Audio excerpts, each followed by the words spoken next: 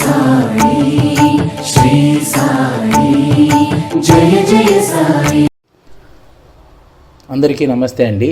ఇన్నాళ్ళుగా నా ఛానల్ని ఆదరిస్తున్న మీకందరికీ కూడా ధన్యవాదాలు తెలియజేసుకుంటున్నాను. ఇప్పటి వరకు ఒంగోలు జాతి గిత్తల బల ప్రదర్శన వీడియోలకు మాత్రమే పరిమితమైన మన ఛానల్ను ఇక నుంచి రంగవిహార్ అనే హ్యాష్ట్యాగ్తో ట్రావెల్ వ్లాగ్ సంబంధించిన వీడియోస్ని కూడా అప్లోడ్ చేయడం జరుగుతుంది. ఈ వీడియోలను కూడా మీరందరూ ఆదరిస్తారని మనస్ఫూర్తిగా కోరుకుంటున్నాను. ధన్యవాదాలు.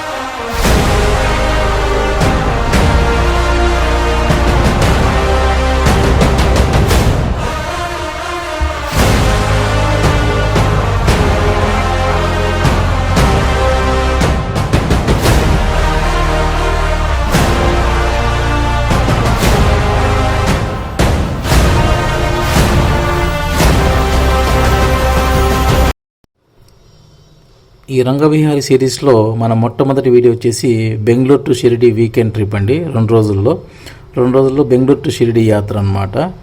ఈ యాత్ర కోసము మనము 3 నెలల ముందుగా మనము Bengaluru to Shirdi flight book చేసాము. మేము 6 మంది వెళ్ళామన్నమాట. 6 మందికి గాను 65,000 రూపాయలు ఖర్చు వచ్చింది మనకి.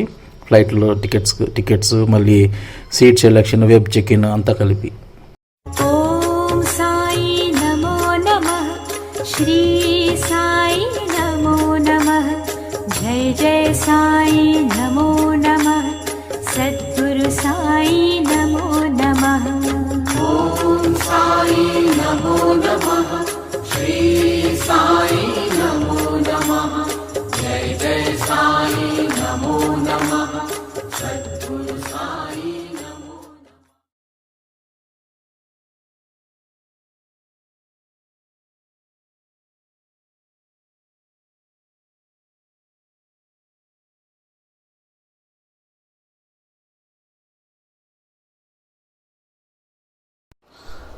మనం షిరిడీకి చేరిన తర్వాత అక్కడ రూమ్స్ కోసం కానీ, దర్శనానికి కోసం కానీ, ఆరతి బుకింగ్ కోసం కానీ మనకు ఒక వెబ్సైట్ ఉందండి, https://online.sai.org.in అని.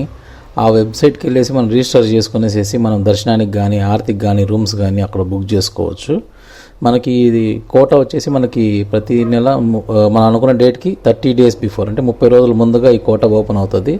మన అవకాశం బట్టి మనం బుక్ చేసుకోవచ్చు. తర్వాత మనకు షిరిడీలో ఉన్నటువంటి ముఖ్యమైన ప్రదేశాలు చూడవలసిన ముఖ్యమైన ప్రదేశాలు వచ్చేసి షిరిడీ సాయిబాబా వారి సమాధి మందిరం. ఇదే మన ముఖ్యమైన టెంపుల్ అన్నమాట. తర్వాత వచ్చేసి ద్వారకామాయి, తర్వాత చావడి.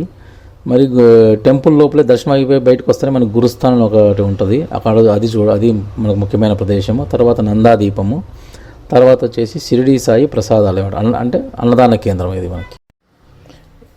ఇప్పుడు మనం చూస్తున్నదే షిరిడీ సాయిబాబా వారి సమాధి మందిరం అండి. రోడ్డు పక్కనే ఉంటుంది ఇది మనకి.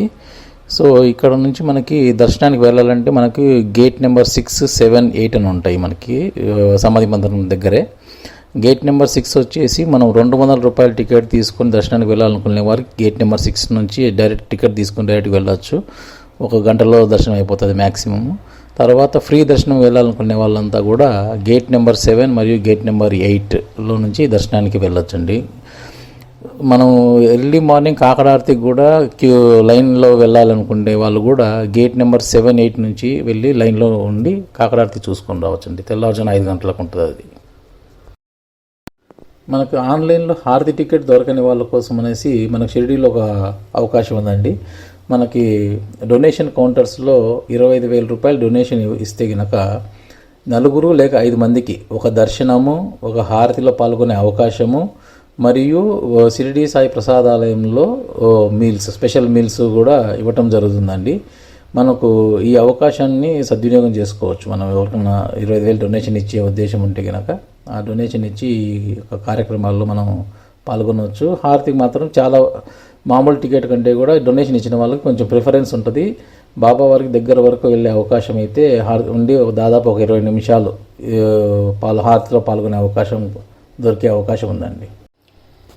డోనార్ సంబంధించిన వాళ్ళకు దర్శనానికి మరియు ఆరతికి ఆన్లైన్లో బుక్ చేసుకున్న ఆరతి టికెట్స్ అందరూ కూడా మనం గేట్ నెంబర్ 1 గుండా లోపలికి వెళ్ళి దర్శనానికి కానీ ఆరతికి కానీ అటెండ్ అవ్వాల్సి ఉంటుందండి. గేట్ నెంబర్ 1 నుంచి వెళ్ళాల్సి ఉంటుంది. షిరిడి సాయిబాబా వారి గురించి నాకు తెలిసిన కొన్ని విషయాలని మీతో పంచుకోవాలనుకుంటున్నాను. నేను ఈ విషయాలన్నీ కూడా పూజ్య గురుదేవులైనటువంటి శ్రీ అమ్ముల సాంబశివరావు గారు రచించినటువంటి షిరిడి సాయిబాబా వారి జీవిత చరిత్ర బుక్ ఆధారంగా నేను తెలుసుకోవటం జరిగింది. ఈ పుస్తకం ప్రకారము బాబా వారు సాక్షాత్తు కైలాసవాసుడైనటువంటి పరమేశ్వర ప్రతిరూపం అండి. అజ్ఞాన అంధకారంలో ఉన్నటువంటి మానవ జాతిని ధర్మ మార్గం వైపు, ఆధ్యాత్మిక మార్గం వైపు నడపటానికి వచ్చిన సమర్థ సద్గురువే శ్రీ షిరిడి సాయిబాబా వారు. బాబావారు 28 సెప్టెంబర్ 1835 సంవత్సరం నాడు భౌతికమైన శరీరం ద్వారా ఈ భూమి మీద జన్మించడం జరిగింది. బాబా వారికి జన్మనిచ్చిన తల్లిదండ్రుల పేర్లు దేవగిరి అమ్మ, గంగా బావాజ్యుడు. 1842 సంవత్సరంలో బాబా వారు మొట్టమొదటిసారిగా షిరిడీలోకి అడుగుపెట్టడం జరిగింది. తన గురువైనటువంటి శ్రీ వెంకూస దాస్ అనే మహాత్ముని ద్వారా షిరిడీకి వచ్చారన్నమాట. తర్వాత 1858 సంవత్సరంలో రెండవసారి షిరిడీకి వచ్చారు. అప్పటి నుంచి కూడా ఫస్ట్ కొంతకాలం వేప చెట్టు కింద నివాసం ఉండి ఆ వేప చెట్టుని ఈరోజు మనం గురుస్థాన్ అని పిలుస్తున్నాం అన్నమాట. తర్వాత కొన్ని రోజుల తర్వాత భక్తుల కోరిక మేరకు బాబావారు తన నివాసాన్ని పాడుబడిన మసీదు అయినటువంటి ద్వారకామాయిలోకి తన నివాసాన్ని మారుస్తారు.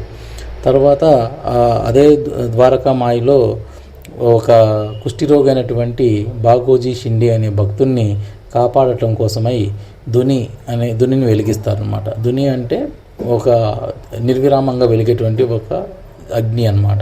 ఆ అగ్ని ఎవరో కాదు, బాబా వారికి జన్మనిచ్చిన దేవగిరి అమ్మ ఆధ్యాత్మిక మార్గంలో ఆమె పేరు ద్వారకామాయి అన్నమాట. ఆ ద్వారకామాయిలో ధునిని వెలిగిస్తారు. తర్వాత ఈ ద్వారకామాయి నుంచే బాబా వారు అనేక మంది దేశ విదేశాల నుంచి వచ్చినట్టు ఎంతోమంది భక్తులకు తమ అనుగ్రహ ఆశీర్వాదాలు ప్రసాదిస్తూ ఎంతోమందిని జ్ఞాన మార్గం వైపు, ధర్మ మార్గం వైపు, ఆధ్యాత్మిక మార్గం వైపు నడిపిస్తూ తర్వాత 1918 సంవత్సరం 15వ తేదీ అక్టోబర్ నెల నాడు సమాధి చెందినారన్నమాట. అంటే ఆ రోజు విజయదశమి, 1918 15 అక్టోబర్ అంటే విజయదశమి రోజు బాబావారు తమ భౌతిక శరీరాన్ని వదిలినారు. మామూలుగా బాబావారిని మనం సద్గురువు అని పూజిస్తాం కాబట్టి చనిపోయినారు అనే పదాన్ని మనం వాడకూడదు. అందువలనే ఆధ్యాత్మిక గురువులకు మనం వాడాల్సిన పదం ఏమంటే వాళ్ళు శరీరాన్ని వదిలారు, సమాధి చెందినారు అని మాత్రమే మనం వాడాలి. కాబట్టి మనం సమాధి చెందినారు అనే పదాన్ని ఇక్కడ వాడుతున్నాము. అదే ఈనాడు మనకి సమాధి మందిరం అన్నమాట. ఆ సమాధి మందిరంలో మనం ఏదైతే బాబావారి విగ్రహాన్ని మనం దర్శిస్తామో ఆ విగ్రహం కింద మనకు ఒక భూగృహం ఉంటుంది, బేస్మెంట్ లాగా. ఆ బేస్మెంట్లో బాబావారి నిజమైనటువంటి అసలైన సమాధి అక్కడ ఉంటుంది అన్నమాట. బాబా వారికి భౌతికమైన జన్మనిచ్చినటువంటి తల్లిదండ్రుల పేర్లు గంగా బావాజుడు, దేవగిరి అమ్మ అని మనం ఇంతకుముందు చెప్పుకున్నాం కదా. ఆ గంగా బావాజుడు, దేవగిరి అమ్మ బాబావారు జన్మించిన తర్వాత ఘోర తపస్సు చేసి పరమేశ్వరుని సాక్షాత్కారం పొంది ఆధ్యాత్మికంగా చాలా ముందడుగు వేసి జ్ఞానజ్యోతుల రూపంలో షిరిడీకి వచ్చారనమాట. ఆధ్యాత్మిక మార్గంలో గంగా బావాజీని పేరు వచ్చేసి గురుధన్. ఆయన ప్రతిరూపమే ఈరోజు మన గురుస్థాన్ అనమాట, బాబా షిరిడీలోని గురుస్థాన్. అదేవిధంగా దేవగిరి అమ్మకు ఆధ్యాత్మిక మార్గంలో ఉన్నటువంటి పేరు వచ్చేసి ద్వారకామాయి. ఈ ద్వారకామాయి మనకు బాబావారు నివసించినటువంటి చివరి రోజులు నివసించినటువంటి ప్రదేశమే ద్వారకామాయి. ఇప్పుడు మనకు వీడియోలో కనిపిస్తున్నటువంటి ప్రదేశమే ద్వారకామాయి చావడి ఉన్నటువంటి ప్రదేశాలండి.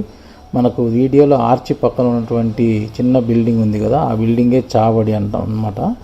చావడి అంటే ప్రత్యేకత ఏమిటంటే ఈ ద్వారకామాయి నుంచి చావడి వరకు ప్రతి గురువారం రోజు పల్లకీ ఉత్సవం జరుగుతుందన్నమాట. బాబావారు జీవించి ఉన్నటువంటి కాలం నుంచి కూడా ఇప్పటి వరకు కూడా ప్రతి గురువారం జరుగుతుంది. అవకాశం ఉంటే కనుక మన గురువారం రోజు పల్లకి ఉత్సవంలో పాల్గొంటే కూడా చాలా అద్భుతంగా ఉంటుందన్నమాట. ఈ చావడి యొక్క ప్రత్యేకత ఏమిటంటే బాబా వారికి ఆధ్యాత్మికంగా భౌతిక జన్మెత్తిన తర్వాత ఆధ్యాత్మికంగా వారికి ఎన్నో విషయాలు నేర్పినటువంటి గురువు శ్రీ వెంకుసాదాస్ గారు ఈ చావడిలో కుడి పక్కన ఉంటారన్నమాట. అందుకని ఈ చావడి కూడా మన యొక్క బాబా వారి జీవితంలో ఎంతో ప్రత్యేకమైనది. బాబా వారు కూడా రోజు విడిచి రోజు ఇక్కడ నివసిస్తారు అని నమ్మకం అన్నమాట.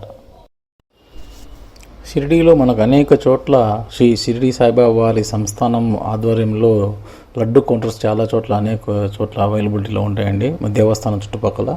సో అక్కడ ప్రసాదం మనం తీసుకోవచ్చు. మరి ఇంటికి వెళ్ళి ఎవరికైనా తెలిసిన వాళ్ళకి బాబావారి ప్రసాదంగా ఇవ్వచ్చు. సో తర్వాత బాబావారి అన్నప్రసాద కేంద్రం అంటే ఇక్కడ మనకి షిరిడి సాయి ప్రసాదాలయం అని అంటారు. అక్కడ ప్రసాదాలయంలో మనకు దర్శనం చేసుకున్న వారికి మాత్రమే ఒక టోకెన్ ఇస్తారన్నమాట. ఆ టోకెన్ తీసుకొని ప్రసాదాలయంకి వెళ్తే మనకు ఉచితంగా భోజనం పెడతారు. అక్కడికి కొంచెం ఇది మన సమాధి మందిరం నుంచి కొంచెం దూరం ఉంటుంది కాబట్టి మనకు ఫ్రీ బస్సెస్ ఉంటాయి సంస్థానం వారివి. ఆ బస్సులో మనం ఫ్రీగా వెళ్ళి భోజనం చేసుకొని మళ్ళీ తిరిగి రావచ్చు అన్నమాట.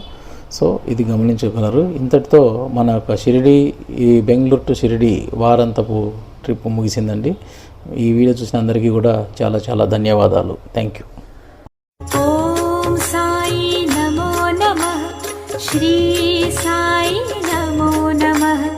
జై జై సాయి నమో